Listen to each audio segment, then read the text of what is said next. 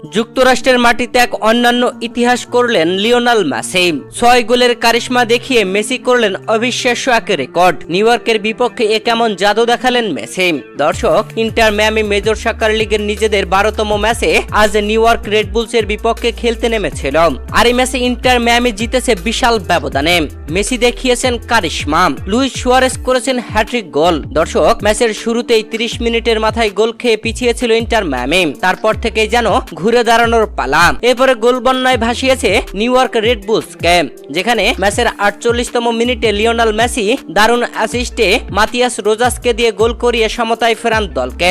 এরপরে Lionel Messi ৫০তম মিনিটে Luis সুয়ারেজের অ্যাসিস্টে দারুণ এক গোল করে দলকে ২-১ গোলের ব্যবধানে এগিয়ে নেন। তারপরেই ফুটবল বিশ্ব দেখল মেসির কারিশমা। রেকর্ড গড়লেন লিওনেল মেসি, যেখানে পরপর আরো ৪টি গোল করালেন লিওনেল মেসি, যার মধ্যে মাতিয়াস রোজাস আরো একটি গোল করেন আর বাকি ৩টি গোলই করেন লুইস সুয়ারেজ। সুয়ারেজকে দিয়ে অবিশ্বাস্য এক হ্যাট্রিক করালেন মেসি, যেখানে ম্যাচের ৬২তম মিনিটে লিওনেল মেসি মাতিয়াস রোজাসকে দিয়ে দলকে ৩-১ গোলের ব্যবধানে এগিয়ে নেন।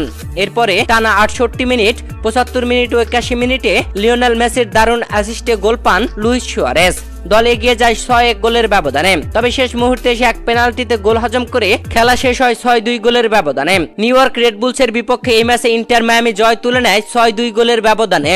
দর্শক, এই ম্যাচে মেসি একটি গোল করেন আর বাকি ৫টি গোলেই অবদান রাখেন। দারুণ অ্যাসিস্টে রেকর্ড গড়ে ফেলেন লিওনেল মেসি, যা মেজর সকার লিগে এর আগে কখনো ঘটেনি।